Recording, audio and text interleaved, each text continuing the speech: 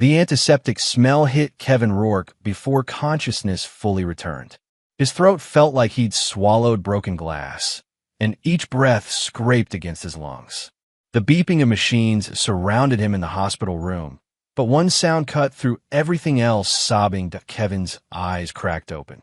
The world looked hazy through what felt like sandpaper covering his corneas.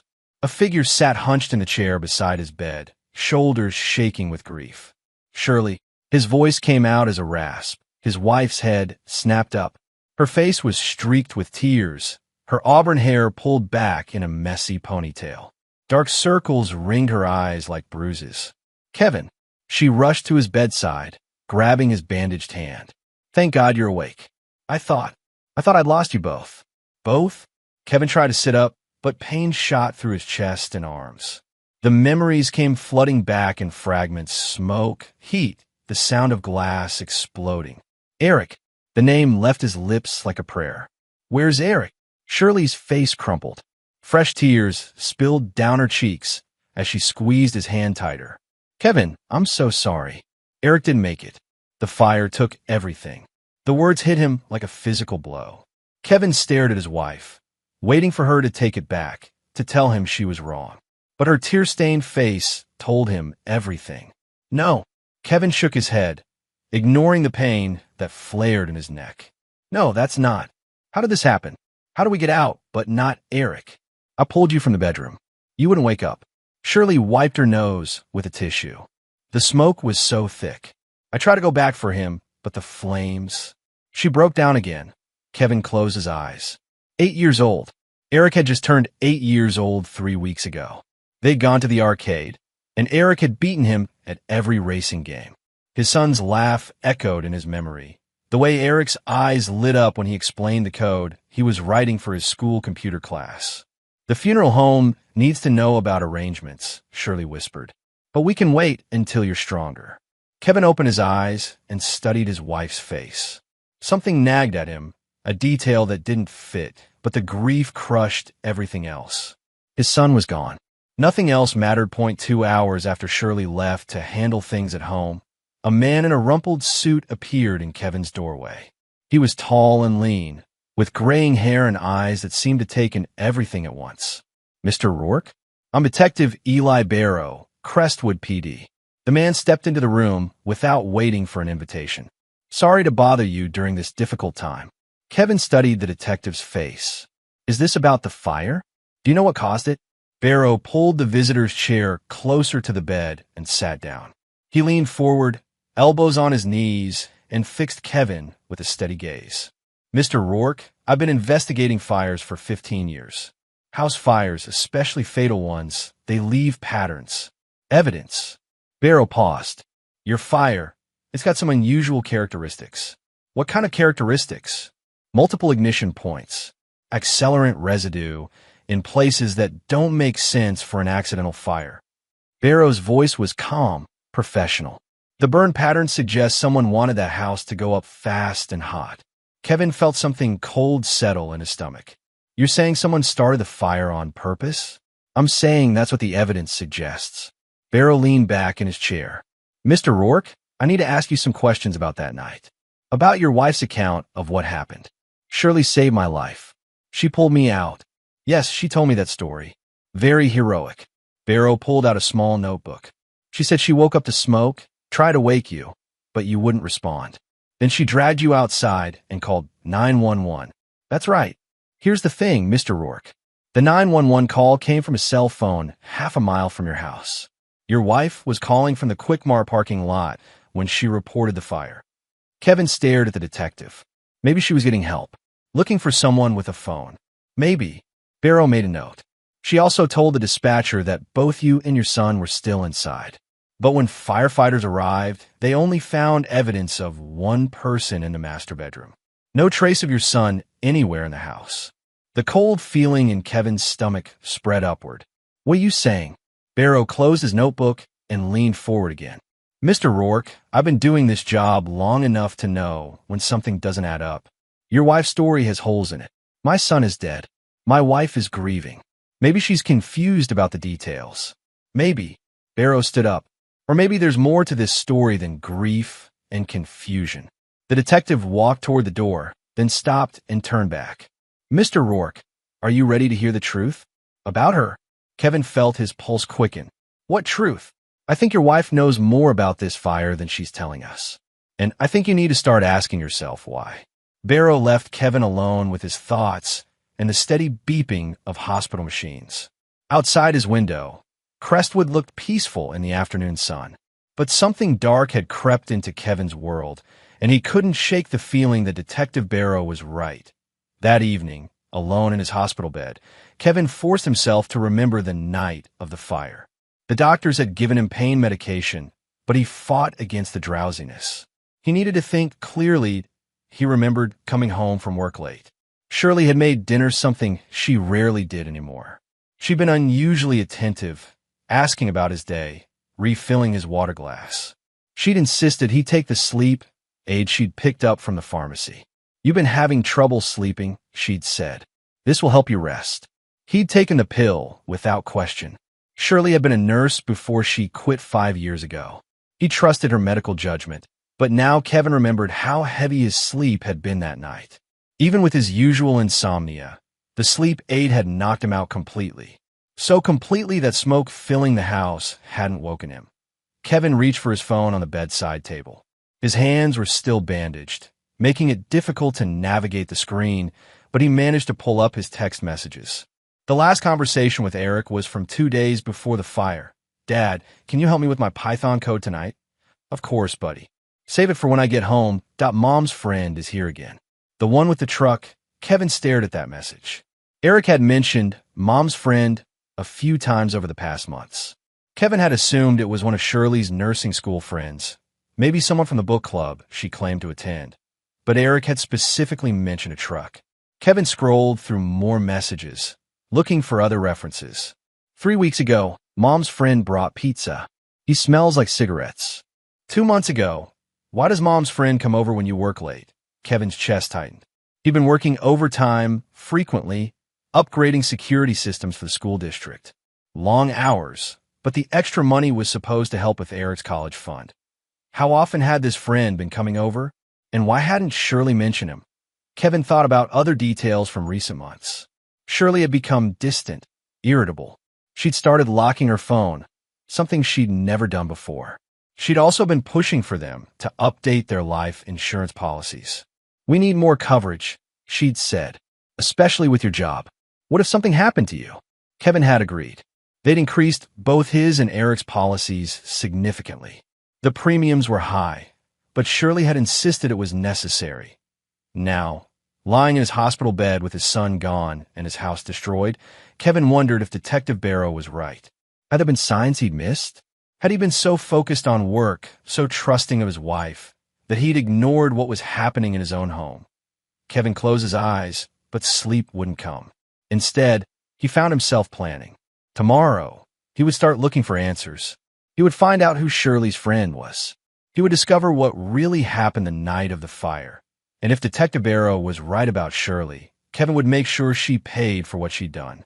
He didn't believe in forgiveness, only truth and justice. If his wife had taken his son from him, he would spend whatever time he had left making sure she faced the consequences. 3 days later, Kevin discharged himself from the hospital against medical advice. The bandages on his hands and arms made simple tasks difficult, but he couldn't spend another moment lying in that bed while questions burned in his mind. Shirley had protested his early discharge, hovering over him as he signed the papers.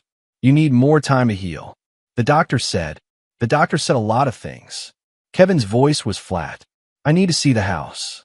Kevin, there's nothing left. It's just destruction. You don't need to put yourself through that. But Kevin was already walking toward the exit. He called a taxi from his hospital bed, and the driver was waiting in the pickup zone. The ride to their former neighborhood took 15 minutes. Kevin stared out the window at familiar streets, trying to reconcile the normalcy of suburban life with the chaos that had destroyed his family. The taxi stopped at what used to be 412 Maple Street.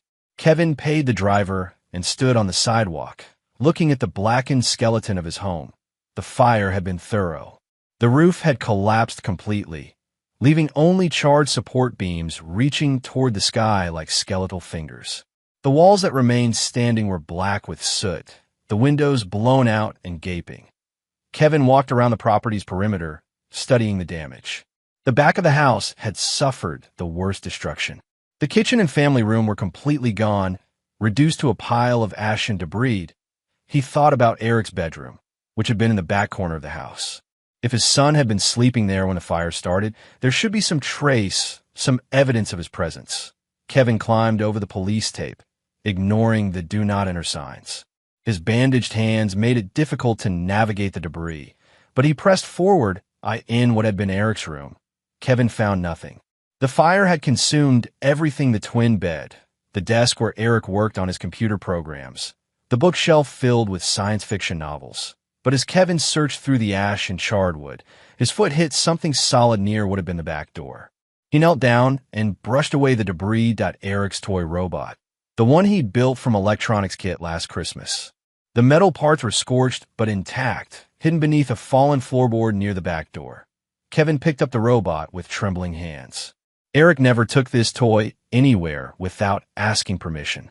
He certainly wouldn't have brought it to bed with him. The toy belonged on Eric's desk, but here it was, near the back door, as if someone had dropped it while carrying it outside. Kevin stood up, clutching the robot. Detective Barrow's words echoed in his mind. No trace of your son anywhere in the house. If Eric had died in his bedroom, this toy would have been destroyed with everything else.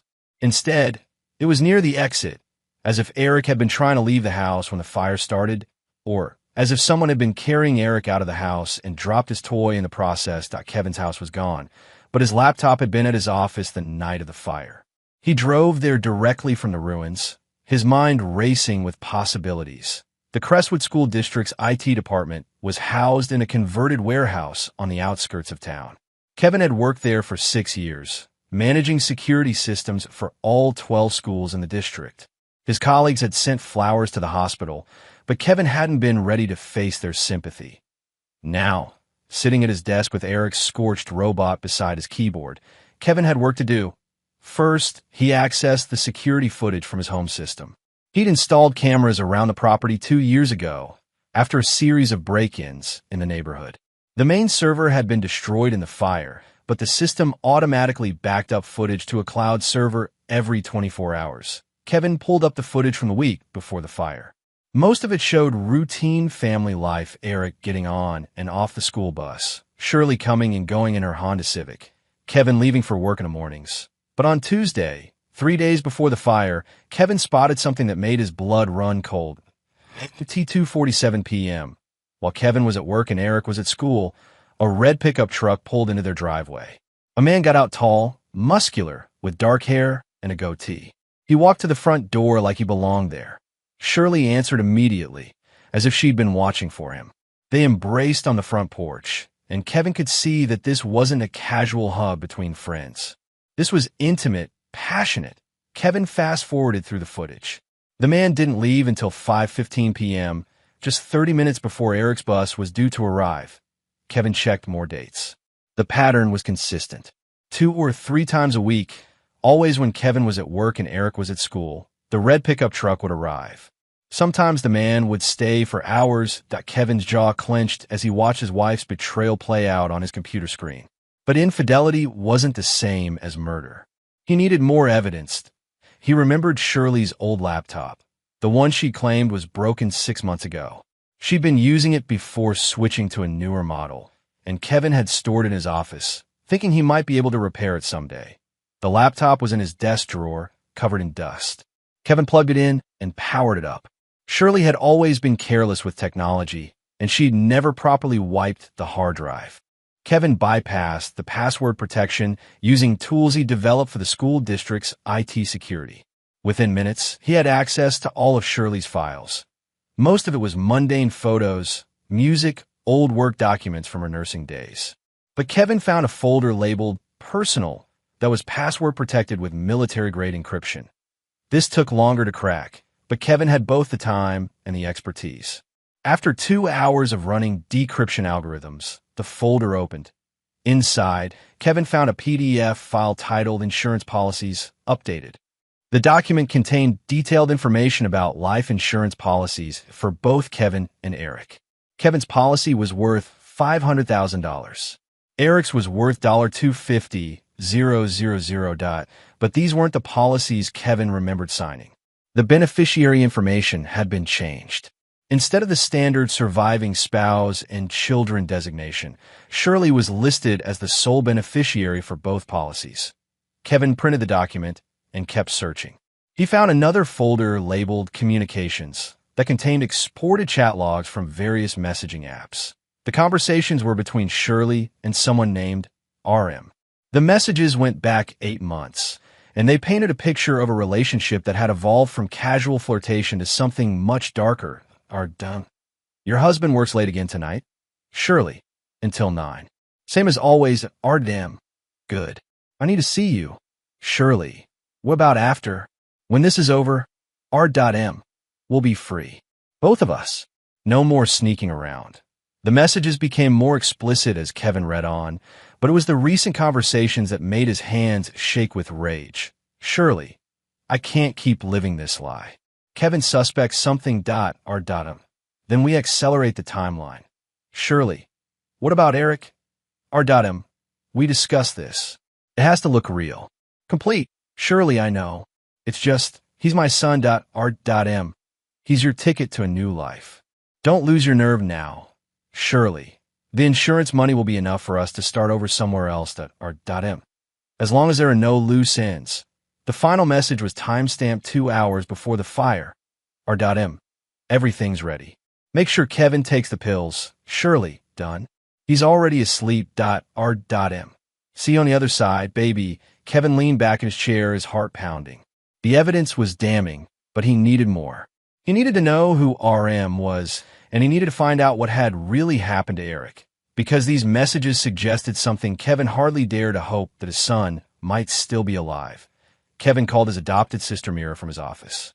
They'd grown up together in the foster system, and she was the only family he had left besides Eric. Mira was a licensed trauma therapist with a practice in Kansas City, and she had a sharp analytical mind that complemented Kevin's technical skills. I'm coming to Crestwood, Mira said when Kevin explained what he discovered. Don't do anything stupid until I get there. Mira arrived 2 hours later, carrying a briefcase and wearing the no-nonsense expression Kevin remembered from their childhood. She was 41, 2 years older than Kevin, with steel-gray hair and eyes that missed nothing. Show me everything, she said. Kevin walked her through the evidence, the security footage, the encrypted files, the insurance documents. Mira examined each piece carefully, making notes on a legal pad. The messaging logs are circumstantial, she said finally. A good defense attorney could argue they're fake or taken out of context. We need financial records. I don't have access to our joint accounts anymore. Shirley changed all the passwords after the fire. But you're still married, and you're listed as a joint account holder. The bank has to give you access if you show up in person with proper identification. They drove to First National Bank of Crestwood, where Kevin and Shirley had banked for 8 years. The manager, Janet Wheeler, had known them both since they'd opened their first account together. Kevin, I'm so sorry for your loss, Janet said, ushering them into her office. How can I help you today? I need to review our account activity for the past 6 months, Kevin said. There may have been some unauthorized transactions. Janet looked uncomfortable. Kevin, your wife was here yesterday. She mentioned you might be coming in. She said the grief was making you paranoid, that you might make accusations. What kind of accusations? Mira asked. She suggested Kevin might blame her for the fire somehow. She seemed very concerned about his mental state. Kevin felt his jaw clench. Shirley was already building her defense, painting him as an unstable widower who couldn't accept the tragic loss of his son. Mrs. Wheeler, Kevin said carefully, I'm asking to review my own bank accounts. That's a legal right, not a paranoid delusion. Janet studied his face for a long moment, then turned to her computer. Of course. Let me pull up your records. The account activity painted a clear picture of preparation. Over the past 3 months, Shirley had made a series of large withdrawals, always in amounts just under $10,000, to avoid triggering federal reporting requirements. But it was the activity from the week before the fire that made Kevin's blood run cold. 3 days before the fire, Shirley had transferred $40,000 from her savings account to something called Crypto Secure Wallet Services. "I need details on this transaction," Kevin said, pointing to the screen. Janet clicked through several screens. It was a cryptocurrency purchase. Bitcoin transferred to a digital wallet. The receiving wallet is registered under the name Roy Mitchell. Kevin and Mira exchanged glances. RM Roy Mitchell. Or was it an alias? "Can you trace where the Bitcoin went after that?" Kevin asked. "I'm sorry, but once it's in a cryptocurrency wallet, it's outside our banking system. You need to contact the cryptocurrency exchange directly." Kevin nodded. He had other ways to trace digital transactions, tools he developed for tracking cybersecurity threats at the school district.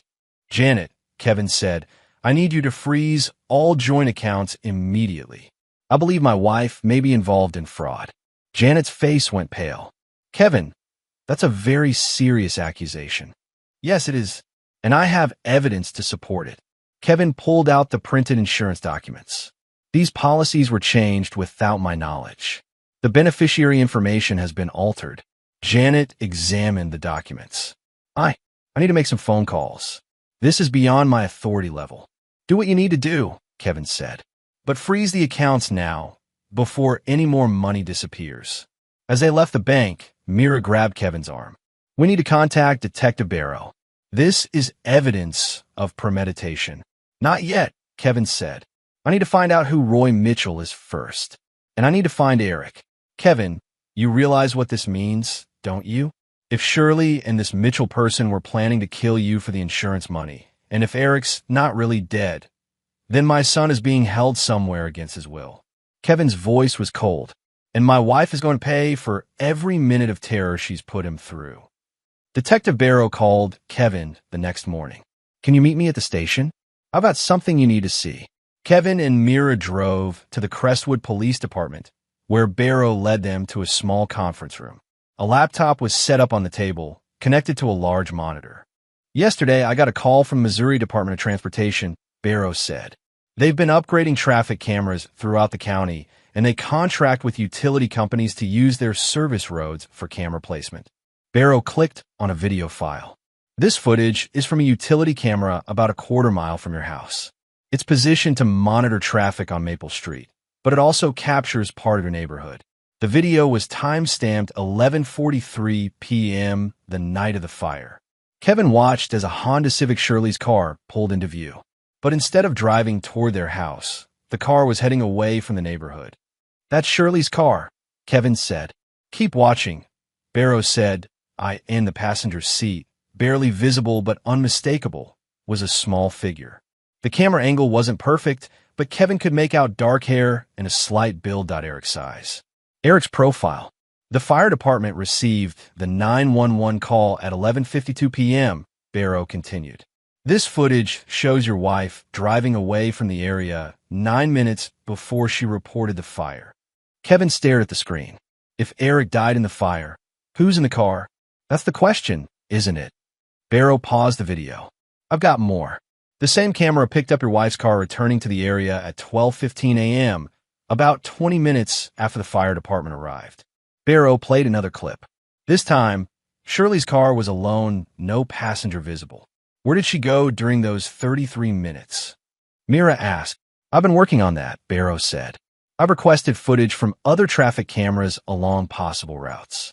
It's going to take time to get all the data, but I'm building a timeline."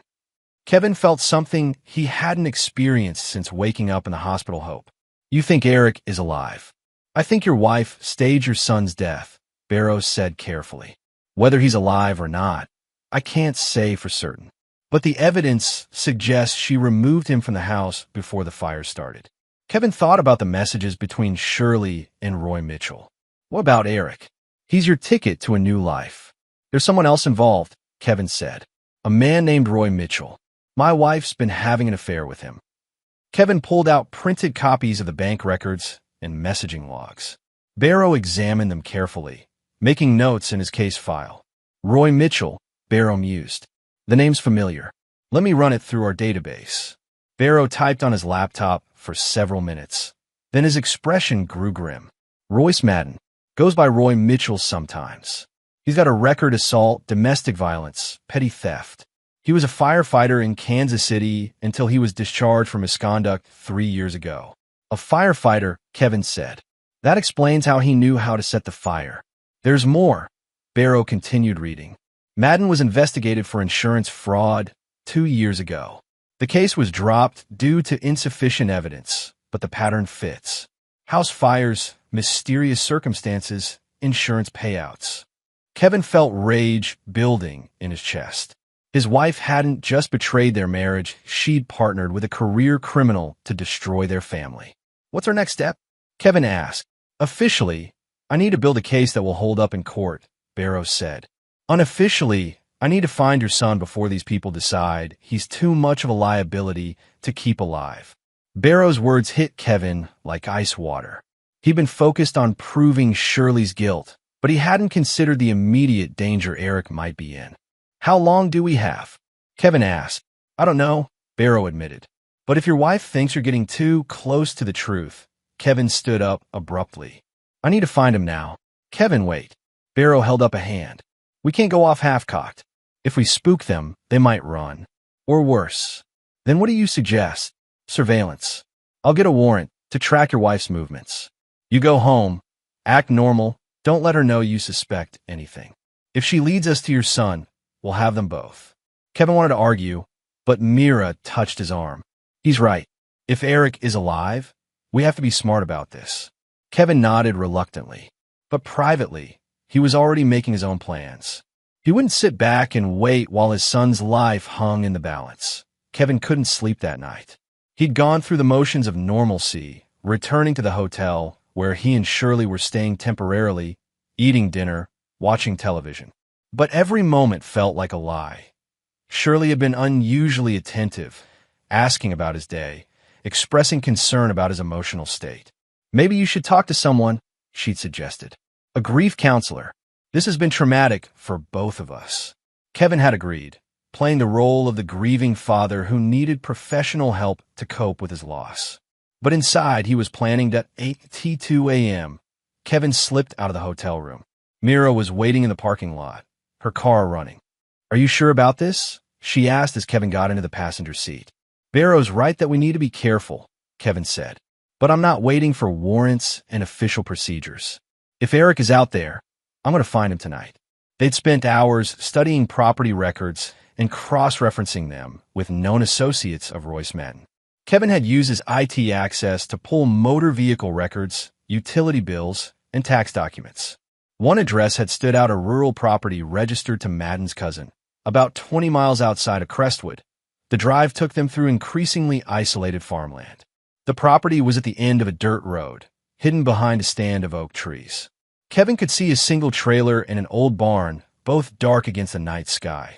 Mira parked a quarter-mile away, behind an abandoned gas station. They'd brought binoculars and a camera with a telephoto lens. I don't see any vehicles, Mira whispered as they crept closer to the property. They might be parked behind the trailer, Kevin replied. They found a position in the tree line that gave them a clear view of the trailer. Kevin focused the binoculars on the windows, looking for any sign of life inside. There, Mira pointed to a side window. I saw movement. Kevin adjusted the binoculars. A shadow passed in front of the window. Someone inside the trailer was awake. They waited for 2 hours, taking turns with the binoculars. As dawn approached, Kevin was beginning to think they'd found the wrong place. Then the trailer door opened. Shirley stepped outside, carrying a cup of coffee. She was wearing clothes Kevin had never seen before: jeans and a flannel shirt that looked like they belonged to a man. Her hair was loose around her shoulders. A few minutes later, a second figure emerged from the trailer. Royce Madden was taller than he'd appeared in the security footage, with the kind of lean muscle that came from physical labor. He walked to Shirley and kissed her casually, like they'd been living together for years. Kevin's hand shook as he held the binoculars. Seeing his wife's betrayal played out in person was somehow worse than watching it on a computer screen. But where was Eric? As if in answer to his question, the trailer door opened again. A small figure stepped onto the makeshift porch, stretching in the morning sunlight. Eric.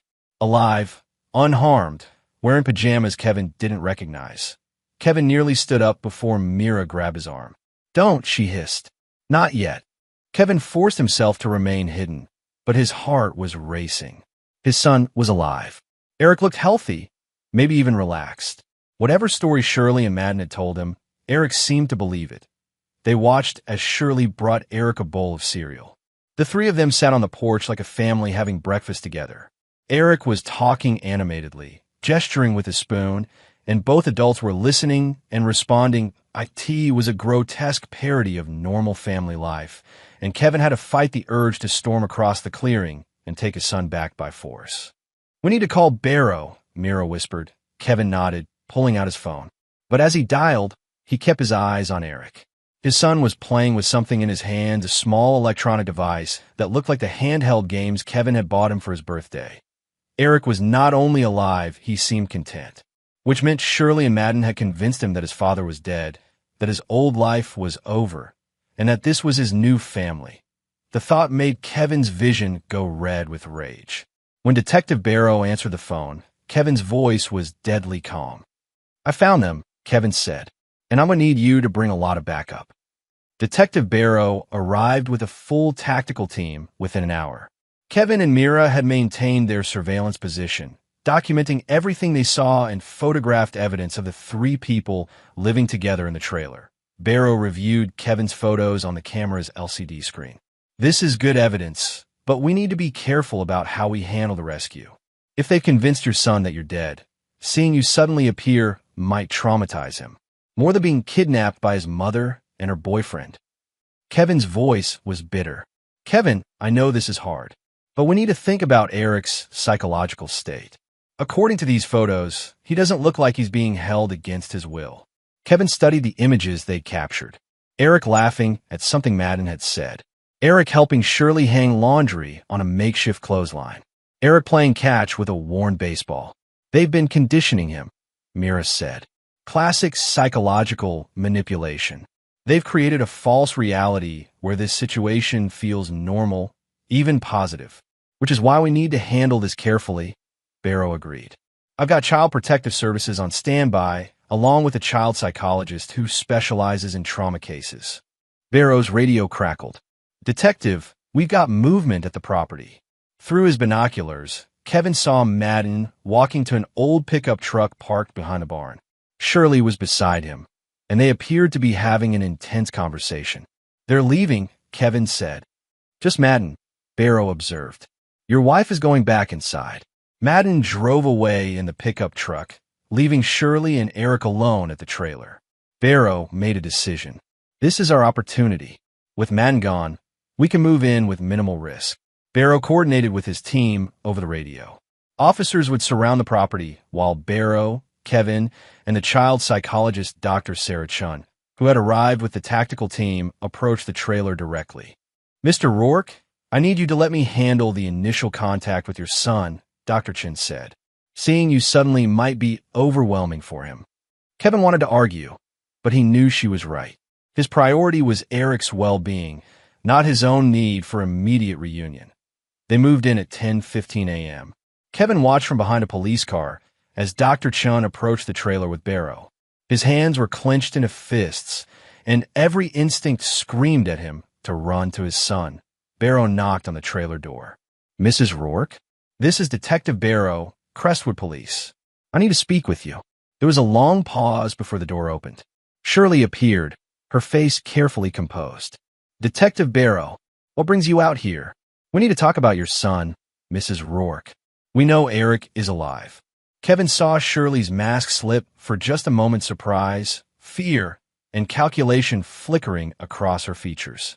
Then she recovered her composure. "I don't know what you're talking about. Eric died in the fire. Mrs. Rourke, we have surveillance footage of you leaving your neighborhood with Eric in your car before the fire started. We have financial records showing large cash transfers to Royce Madden. And we have Eric on camera playing in the yard of this property yesterday morning." Shirley's shoulders sagged slightly. Behind her, Kevin could see Eric peering around the corner of the trailer's narrow hallway. "Eric," Dr. Chun called gently. "My name is Dr. Chun. I'm here to help you." Eric stepped into view. He looked exactly as Kevin remembered dark hair that needed cutting, intelligent brown eyes, the slight build that made him look younger than his 8 years. But his expression was confused, wary. "Where's Roy?" Eric asked, looking at his mother. "He'll be back soon, honey," Shirley said. "These people are just confused about some things." "Eric," Dr. Chin said, crouching down to his eye level. "I know this is scary, but I need you to know that your father is alive. He's been looking for you." Eric's face scrunched in confusion. "My dad died in the fire. Mom told me." "Your mom was wrong, Eric. Your dad is here, and he wants to see you very much." Kevin couldn't wait any longer. He stepped out from behind the police car, moving slowly so he wouldn't frighten his son. Eric's eyes went wide. He stared at Kevin for a long moment, his young mind trying to process the impossible his dead father, standing in front of him, very much alive. "Dad." Eric's voice was barely a whisper. "Yeah, buddy, it's me." Eric looked back and forth between Kevin and Shirley, confusion evident on his face. "But Mom said, she said you didn't make it out of the fire." Kevin knelt down, bringing himself to Eric's eye level. "Mom was wrong, Eric. I'm alive, and I've been looking for you ever since the fire." Eric took a tentative step toward his father, then stopped and looked back at Shirley. "Mom, why did you tell me Dad was dead?" Shirley's carefully constructed facade finally cracked. Tears streamed down her face as she realized her plan had completely unraveled. I thought it would be easier for you, honey. You thought it would be easier to steal our son and collect insurance money," Kevin said, his voice hard. "You thought it would be easier to let me believe Eric was dead while you played house with your boyfriend." Eric's face went pale as the adult's words began to make sense to him. "Mom, what is Dad talking about?" Dr. Chin stepped forward. "Eric, why don't you come with me? We need to have a talk while the adults sort some things out." Eric looked at Kevin one more time, uncertainty evident in his young face. "Dad, are you really alive?" "I'm really alive, buddy. And I'm never going to let anyone take you away from me again." As Dr. Chun led Eric away from the trailer, Barrow moved in to arrest Shirley. Kevin watched his wife, soon-to-be ex-wife, as handcuffs were placed around her wrists. "Kevin, you have to understand," Shirley said desperately. "I never meant for things to go this far. I wanted a different life." Kevin stared at her with cold eyes. "You wanted a different life, so you decided to kill me and traumatize our son. You made Eric believe his father was dead. I would never have hurt him. I'm his mother. You stopped being his mother the moment you chose Royce Madden over your family." As Shirley was led away to a police car, Kevin felt no satisfaction, no sense of justice served. All he felt was an overwhelming need to hold his son and begin the long process of healing the damage that had been done. 6 weeks later, Kevin sat in the office of Prosecutor Janet Williams, watching her review the mountain of evidence they'd assembled against Shirley and Royce Madden. Eric was in therapy 3 times a week with Dr. Chun, slowly processing the trauma of believing his father was dead and the confusion of learning his mother had lied to him. Kevin had taken leave from his job to focus on his son's recovery, and they were staying with Mira while looking for a new home. "The evidence is overwhelming," Williams said, looking up from the files spread across her desk. "This isn't just arson. We're looking at attempted murder, insurance fraud, kidnapping, and conspiracy charges." Detective Barrow sat across from Kevin, a satisfied expression on his weathered face. "Madden's attorney has been asking about a plea deal. He wants to testify against your wife in exchange for a reduced sentence." "What kind of deal?"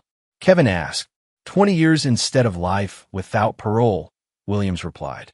"In exchange for full cooperation and testimony about Mrs. Rourke's role in planning the fire." Kevin considered this. Part of him wanted both Shirley and Madden to face the maximum penalty for what they'd done. But another part of him recognized that Madden's testimony would guarantee Shirley's conviction. What would he testify to? Williams pulled out a transcript. "According to his preliminary statement, your wife was the mastermind behind the entire scheme. She approached him with a plan, provided detailed information about your routines and the house layout, and transferred the money for expenses. She also personally administered the sleep medication that rendered you unconscious," Barrow added. "Madden will testify that she insisted on handling that part herself because of her nursing background." Kevin felt his jaw clench. The image of Shirley carefully drugging him, knowing she was planning to leave him to die in the fire, filled him with fresh rage. "There's more," Williams continued. "Madden claims that Mrs. Rourke initially wanted Eric to die in the fire as well. She only agreed to fake his death when Madden convinced her it would be too risky." Kevin's hands formed fists. She was going to kill her own son for insurance money. According to Madden, yes. He says he talked her out of it by pointing out that Eric's death would bring more scrutiny from investigators. So Madden saved Eric's life. Kevin's voice was bitter. "Not out of compassion," Barrow said. "Out of self-preservation. He knew that dead children bring federal attention, and he didn't want that kind of heat." Williams closed the file. "Mr. Rourke, I need to ask you how you feel about the plea agreement. Your opinion won't determine my decision, but I want to know where you stand." Kevin thought about Eric, who still woke up, sometimes crying for his mother despite everything she'd done. Kevin thought about the months of therapy ahead, the long process of rebuilding their relationship, and Eric's sense of security. "I want her to face the full consequences of what she did," Kevin said finally. "But I also want to be sure she's convicted. If Madden's testimony guarantees that, then I support the deal. She'll still be looking at 40 years to life," Williams said. "With the evidence we have, including Madden's testimony, she won't see the outside of a prison again." Kevin nodded. "Then do it." Over the following weeks, more evidence emerged as investigators dug deeper into Shirley and Madden's activities. They found additional bank accounts, more encrypted communications, and evidence that the couple had been researching how to assume new identities after collecting the insurance money. Most damaging was a series of recordings Madden had made on his phone insurance against Shirley if their relationship went sour. The recordings captured Shirley discussing the details of Kevin's murder, her plans for Eric's fake death, and her excitement about starting a new life with the insurance money. Child Protective Services completed their evaluation of Eric's case. Dr. Chin reported that while Eric was showing signs of psychological manipulation and trauma, he was resilient and responding well to therapy. "The most important factor in Eric's recovery," Dr. Chin told Kevin, "is his relationship with you. Despite everything that happened, he knows his father loves him and fought to find him. That foundation of trust is what will help him heal." As the case built toward trial, Kevin began to feel something he hadn't experienced since the night of the fire, a sense that justice might actually be served. The trial of Shirley Rourke began on a cold morning in February. Kevin sat in the front row of the courtroom gallery, with Mira beside him for support. Eric was not in attendance. Dr. Chun had advised against exposing him to the detailed accounts of his mother's crimes. Shirley sat at the defendant's table with her attorney, Marcus Webb, an expensive lawyer she'd somehow managed to hire despite the frozen assets. She looked different, thinner, paler, her auburn hair pulled back severely. She wore a conservative blue suit that Kevin suspected was calculated to make her appear sympathetic. She hadn't looked at Kevin once since entering the courtroom. Prosecutor Williams began her opening statement by laying out the timeline of the crime. She used a large display screen to show the jury surveillance footage, bank records, and physical evidence from the fire scene. "Ladies and gentlemen of the jury, this case is about greed, betrayal, and the willingness of a mother to sacrifice her own family for money," Williams said. "The evidence will show that Shirley Rourke, with her co-conspirator Royce Madden, planned and executed an elaborate scheme to murder her husband, fake her son's death, and collect over $750,000 in life insurance benefits." Williams clicked to a photo of Kevin in his hospital bed, bandaged and unconscious. Kevin Rourke survived this fire only by chance. The defendant believed she had given him enough sedatives to ensure he would never wake up. She left him to burn to death in their family home. Next came a photo of Eric at the trailer, playing in the yard while Shirley watched. Meanwhile, she held her 8-year-old son captive, allowing him to believe his father was dead, preparing to disappear with him to start a new life built on blood money. Kevin watched the jury as Williams presented the evidence. Their faces showed a mixture of shock and disgust as the full scope of Shirley's crimes became clear. Defense attorney Webb tried to paint Shirley as a victim of domestic abuse who had been manipulated by Royce Madden. He suggested that she had been coerced into participating in a plan she never fully understood. "My client is not a criminal mastermind," Webb argued. She is a frightened woman who fell under the influence of a dangerous man. Yes, she made terrible decisions. Yes, she caused immense pain to her family. But the evidence will show that Royce Madden was the driving force behind these crimes. Kevin felt his anger rise as Webb tried to portray Shirley as another victim. The encrypted messages, the financial records, the insurance policy changes, all of that evidence showed Shirley as an active, calculating participant in the scheme. The prosecution's first witness was Detective Barrow, who walked the jury through the investigation step by step. Barrow's calm, methodical presentation of the evidence was devastating to the defense. The physical evidence at the fire scene showed multiple ignition points and the use of accelerants, Barrow testified. This was not an accidental fire. Someone with knowledge of fire behavior had deliberately set this fire to burn hot and fast. Next came the financial evidence. The bank manager testified about the large cash withdrawals and cryptocurrency transfers. A computer forensics expert explained how Kevin had discovered the encrypted communications between Shirley and Madden.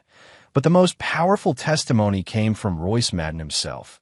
Madden took the stand wearing prison orange, his hand shackled. He looked smaller and less threatening than he had in the surveillance footage, but his testimony was chilling in its detail. Shirley came to me with a plan, Madden said in response to Williams' questions. She said she was tired of being married to Kevin, tired of being a mother. She wanted out, but she wanted the insurance money too. Did Mrs. Rourke suggest harming her son, Eric? At first, yeah. She said it would be cleaner if the whole family died in the fire. But I told her that dead kids bring too much attention from investigators. Kevin felt sick listening to Madden describe how casually Shirley had discussed murdering her own child, who provided the details about the house layout and Mr. Rourke's routines. All Shirley. She drew me maps of the house, told me where Kevin slept when he took his sleep medication. She handled all the planning. Did Mrs. Rourke express any reluctance about the plan? Not really. She was excited about it, actually. She kept talking about how we'd be free to be together, how we'd take Eric and start over somewhere new. Defense attorney Webb tried to undermine Madden's testimony during cross-examination, suggesting he was lying to reduce his own sentence. But the physical evidence corroborated every detail of Madden's account. The trial continued for 2 weeks, with expert witnesses explaining fire patterns, financial crimes, and the psychological impact on Eric. Each day, the evidence against Shirley mounted higher. Kevin watched his wife throughout the proceedings, looking for some sign of remorse, some indication that she understood the magnitude of what she'd done. But Shirley remained impassive, occasionally whispering to her attorney, but never showing emotion. As the prosecution rested its case, Kevin felt confident that justice would be served. The evidence was overwhelming, and Shirley's defense had failed to offer any credible alternative explanation for the crimes. On the final day of testimony, Prosecutor Williams called Kevin to the witness stand. He'd been dreading this moment, having to relive the trauma in front of a courtroom full of strangers, with Shirley watching every word. But as Kevin walked to the witness stand, he felt a sense of calm determination. This was his chance to speak for Eric, to make sure the jury understood the full impact of Shirley's crimes. Williams began with basic questions about Kevin's background, his job, his relationship with Eric. Then she moved to the night of the fire. Mr. Rourke, can you describe your condition when you woke up in the hospital?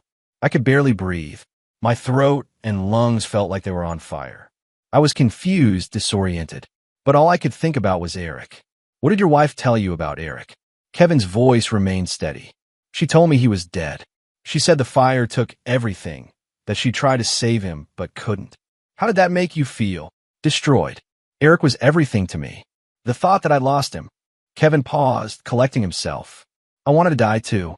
Williams walked Kevin through the investigation, his discovery of the evidence, the surveillance of the trailer where Eric was being held.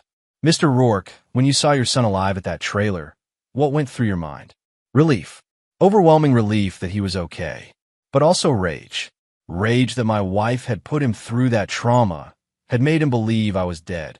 Do you believe your wife was capable of the crime she's accused of? Kevin looked directly at Shirley for the first time since the trial began. She met his gaze with cold, defiant eyes.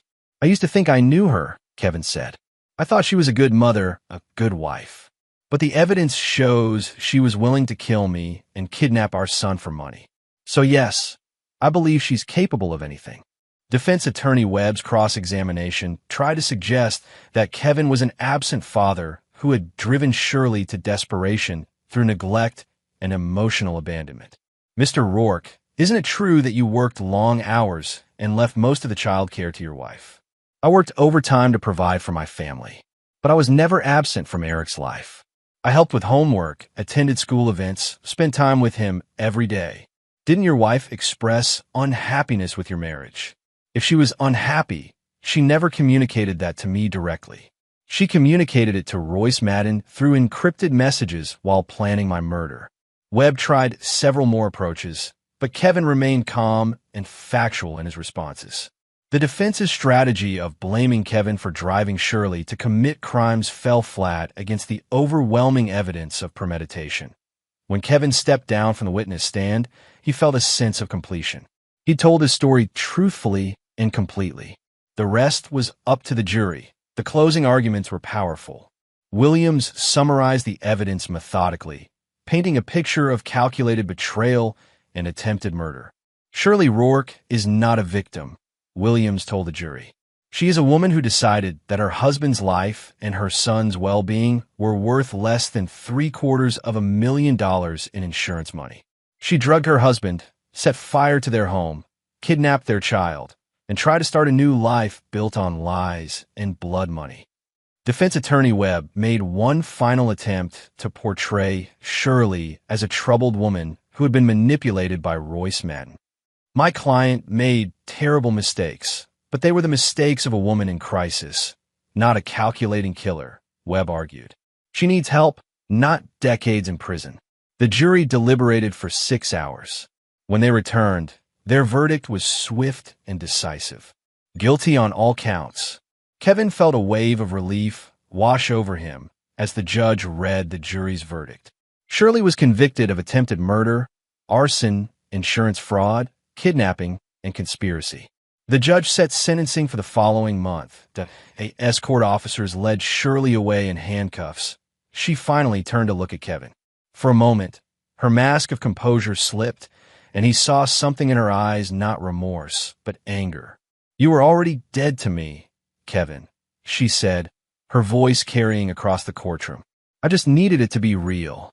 Kevin stared back at her without flinching. The only thing that's dead is whatever love I had for you. Eric and I are going to build a new life, and you'll never be part of it. Those are the last words they would ever speak to each other. The house Kevin bought in Springfield was nothing like their old home in Crestwood. It was smaller, older, but it had something their previous house had never possessed: peace. Kevin and Eric lived there with Mira, who had relocated her therapy practice to be closer to them. The arrangement worked well for everyone. Mira provided stability and emotional support, while Kevin and Eric rebuilt their relationship. Eric was doing well in his new school. The nightmares had mostly stopped, and Dr. Chin reported that he was making excellent progress in therapy. He'd started coding again, creating simple games on Kevin's laptop, and he'd joined the school's robotics club. That on this particular evening, Kevin sat on the front porch with Eric, watching the sunset over the Missouri countryside. Eric was working on a programming project, occasionally asking Kevin questions about Python syntax. Dad, Eric said, looking up from the laptop, do you think Mom misses us? It was a question Eric asked sometimes, usually when he was tired or reflective. Kevin had learned to answer honestly but gently. Maybe, Kevin said, but we don't miss lies, Eric. We live in truth now. Eric nodded thoughtfully. I like the truth better, even when it's sad. Me too, buddy. Shirley had been sentenced to 40 years in prison without the possibility of parole. She would be nearly 75 years old before she could even apply for release. Kevin had felt no satisfaction in her sentencing, only a sense of closure. Royce Madden had received 20 years as part of his plea agreement. Kevin hoped both of them would spend their prison time reflecting on the damage they'd caused, but he didn't waste mental energy thinking about either of them. His focus was on the future: Eric's education, their relationship, building a life free from deception and betrayal.